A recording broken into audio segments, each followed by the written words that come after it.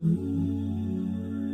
came across this beautiful hadith from the Prophet ﷺ that got me thinking about this subject. And it's an authentic hadith from Al-Bara radiallahu ta'ala anhu, where the Prophet ﷺ said that whoever lends an animal to someone so that they can benefit from its milk. Keep in mind what I'm saying because it's very specific for a reason. I want you to think in that society, if you own a goat and you are not someone who has the means by which you can actually donate entire animals, but you have a neighbor and that neighbor wants to benefit from the milk of it at least, and you say, you know what, I'm going to lend you this animal of mine so that you can benefit from its milk for however many days, and then you can give it back to me. And Allah knows best, of course, but if you lend someone a car, you don't have the means to donate a car, but you lend them a car to get around for a few days, or something of that sort, right? Some means by which you are able to benefit yourself. Even though I can't give you what I possess, you can benefit from what I possess for some time. So the Prophet ﷺ said, whoever lends an animal to their neighbor, to someone else so that they can milk it for some time, or lends them a few coins, lends them some money. Usually the scholars mention silver, so it's not even the best of currency, but lends them some money, some coins, so that they can benefit themselves with it. A small loan, so that it can get them through something in the immediate term. Or guides someone who is lost, okay? You can't give them a car, you can't pick them up, you can't house them, but you can at least guide them along the way so that they don't waste the time and energy and effort of being lost. The Prophet ﷺ said, it is as if you are freeing a slave. It is the reward of emancipating a slave. And of course we know the great reward in Islam for purchasing the freedom of someone who is enslaved. So the Prophet ﷺ said that if you do any one of these three things, then you would have the ajr, you would have the reward from Allah subhanahu wa ta'ala of the freeing of a slave. We usually talk about this hadith, as we should, with the greatest aspiration of ithar, of selflessness, and how to be selfless. And the ulama have broken it down, the scholars have broken this down, this selflessness, into three categories. They say that the first level is that you give away what you don't need. You give to your brother what you don't need, the extra stuff. The stuff that's laying around in your closet, the leftover food, the leftovers of your garden. SubhanAllah, the amount of ahadith, traditions about, for example, letting the water flow to your neighbor, not cutting it off at your garden, letting it flow to your neighbor so it could irrigate their crops as well. You don't cut off the extra from your brother or from your sister.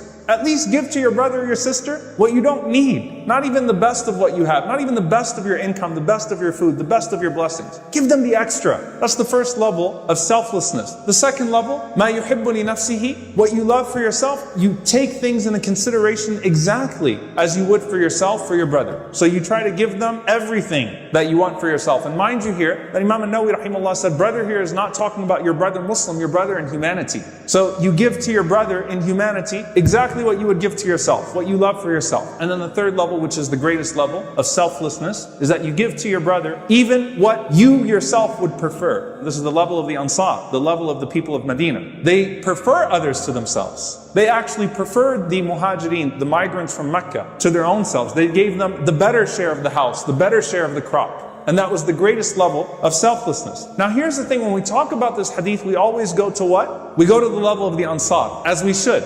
The most aspirational level of this hadith. However, what I'm going to argue today, inshallah ta'ala, in just a few minutes is, let's not zoom past the first category. There is a spectrum here. There's zakat, 2.5% of your wealth. And then there's Abu Bakr radiallahu ta'ala anhu, right, who says it's all for Allah. I'm giving it all away. There's a whole bunch of levels in between those two, where you are sinful because of neglect if you don't meet the first part, to a place, a level that the Prophet ﷺ would not even let the companions, the other companions, reach, because they did not have the iman, the faith of Abu Bakr radiallahu ta'ala anhu. There's a lot in between there. And so this first category, the food, the extra food, your leftovers, the extra wealth, your used clothes, these things that people literally consider waste, throw away. And they could actually sustain the world as it is today. They could actually sustain the world as it is today. The things that we waste. If you go to your closet and you see things in your closet that you haven't worn for a year or two, that means you don't need it. Give it away.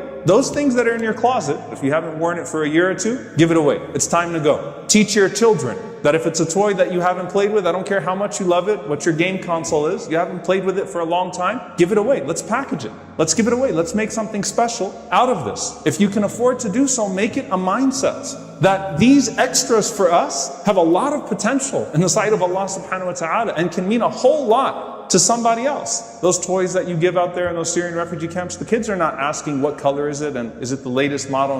It's a toy. They will line up and they'll take the toy because that toy to them is the same as an Xbox or whatever it is for your child over here. It means something else to them. And so that leftover meal for them, that leftover used dress or clothing for them, that leftover blanket, that extra food, think always about the hadith of the Prophet ﷺ. If a person would even take an animal over to their neighbor and say benefit from its milk for a few days, and that's the reward of freeing a person from slavery, and the Prophet ﷺ said to free someone from slavery is to free your entire body from the fire. SubhanAllah.